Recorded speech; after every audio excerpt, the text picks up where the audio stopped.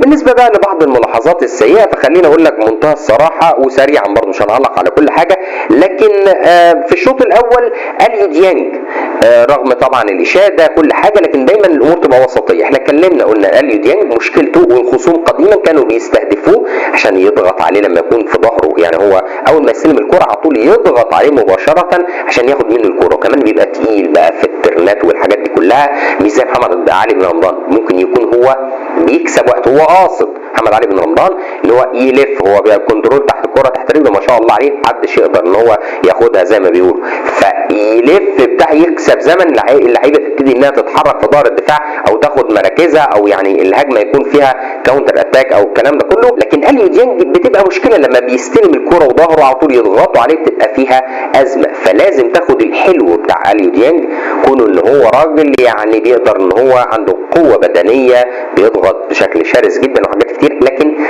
جزئيه الكره ما تحطوش في المواقف اللي تتاخد منه الكوره عشان ما يبقاش تارجت بلاير بالنسبه للمنافسين. ده بالاضافه كمان لملاحظه صغيره كده، الجيم اللي انت بتلعبه ده الجيم الطاير اللي كل الناس داخله فيه وزايده فيه بالشكل الكبير جدا جدا، لازم تبقى عارف ان انت في اللحظه اللي هتفقد فيها الكوره على طول الضغط العكسي انت مطالب ان انت تضغط في نفس التوقيت عشان الهجمه ما تبقاش خطر عليك، عشان انت في زياده عدديه بشكل كبير جدا. طبعا احنا اتفقنا قلنا مفيش حد عندك في الدفاع سوبر، حتى اشرف داري اللي احنا قلنا امكانياته، لكن قلنا على موضوع الطلوع بالكوره فهو في ازمه، فانت ما تقدرش ان انت تصنفه سوبر في خطه ريبيرو زي ما بيقولوا. فهنا بقى تيجي اهميه الاثنين قلبي الدفاع دول وازاي هيتعاملوا وازاي هيتعامل ريبيرو مع في حاله فقدان الكوره، لانه خلاص بداوا يلعبوا الكرات الطوليه في ظهرك وده اللي هتشوفه بشكل مستمر في الدوري بامر الله تعالى. فازاي هتتعامل معاه لازم يكون في ايقاف في اللحظه اللي الكوره يعني خرجت منها، دي نقطه. النقطه الثانيه تعامل جيد من الاثنين من السنتر باكس، ده بالاضافه كمان الى انك تسجل اهداف وتزود الغله كمان علشان تبقى انت في الحاله الهجوميه دي في جول زي المره اللي فاتت مثلا، يعني ما فيش ازمه ما انت فايز 4 زي ما قلت لك. الاهلي عنده اليو ديانج ومحمد علي بن رمضان، الطقم البديل مروان عطيه وامام عاشور، والطقم الثالث والاخير احمد رضا واحمد نبيل كوكا. وجه الطبيعي اذا هتلعب 4-3-2-1 نادي بحجم الاهلي وكم البطولات اللي هيشارك فيها لازم يبقى عنده 3 في كل مركز، وبالتالي غير مسموح بخروج اي لاعب الا لما تجيب البديل اللي احسن منه قبل ما يمشي. ده اول حاجه. طب مين بقي صانع الالعاب؟ سامعك يا اللي هناك هتقول لي امام عاشور. مع كامل احترامي انا ما احطش امام عاشور ابدا صانع العاب. امام عاشور قيمته في انه لاعب ارتكاز وسط بيؤدي ادوار دفاعيه ومتواجد باستمرار في الهجوم، الدور اللي كان بيطلب من حمدي فتحي زمان، بس طبعا امام اكثر مهاره. الدور اللي كان بيطلب من عمرو السولية زمن، وبرضة امام اكثر مهاره، انما امام مش محمد ابو تريكت ولا عمره هيكون، امام مش عبد الله الفرحان ولا عمره هيكون.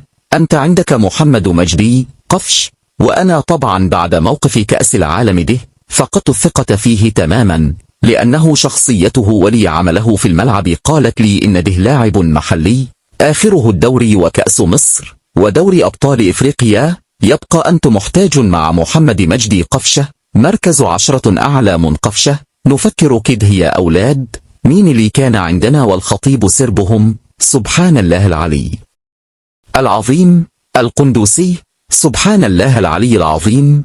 أحمد عبد القادر. تخيلوا يا ولاد إن أحمد عبد القادر أساسا صانع ألعاب مركز 10، لعب جناح شمال علشان احتياجات الفريق الأول في النادي الأهلي. طب من كمان ناصر ماهر.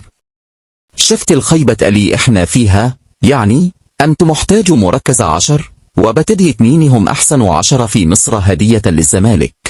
طب ويا روح أمك لو لا قدر الله محمد شريف حصل له أصابه هتعمل إيه؟ الواحد حاسسا الأول ما الأهلي يلاعب فريق محترم زي بيراميدز أو صن داونز أو حتى الزمالك هيتعبى إجوانه زي مصف لا مؤاخذة. الإعلاميين المحسوبين على النادي آله بالابن آله بيقولوا البيراميدز والزمالك تقدموا بعرض وخذوا أحمد عبد القادر.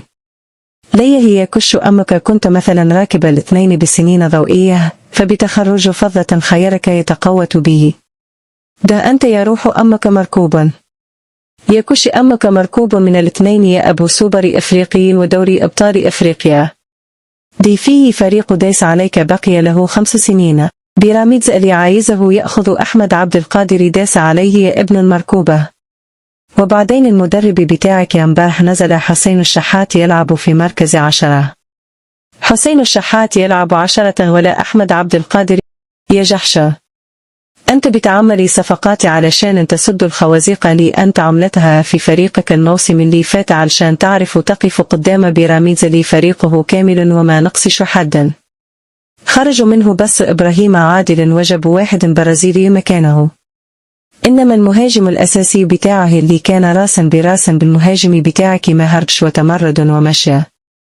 يا بتاع موديست ويوسف أيمن. ناهيك عن إنك محتاج أحمد عبد القادر لأنه الجناح الوحيد عندك اللي تقدر تستخدمه شمال ويمين لما بإذن الله الإصابات تحصل. ناهيك عن إنه أحسن واحد في الأجنحة يلعب 10 يا ابن لي ضاربين 10. للناس اللي مش متخيلا حجم المأساة، أنت هتنزل تلعب بالهبل اللي الأهلي بيوع مهده، واللي شفناه في كأس العالم بالمناسبة قدام بورتو، وشفناه في الوديات. والموضوع بمنتهى البساطة، الكرة تتقطع، وهتقطع تتلعب طويلة. الفريق اللي قدامك لا محتاج يحضر، ولا محتاج يتعب نفسه، ولا محتاج أي بطيخ. المدرب يبقى قاعد بره بيشيش، والكرة تتلعب طويلة للجناح البرازيلي بتاع بيراميدز، أو لرمضان صبحي، أو لمصطفى فتحي، ولا لنجوم صندونز والترجي وشباب الزمالك. ويروح انفردات بقي مع التحف بتوع دفاعك. هنسمع حاجات كده تاريخية من اللي الخطيب بيحبها. هنبتدي من 5 فما فوق.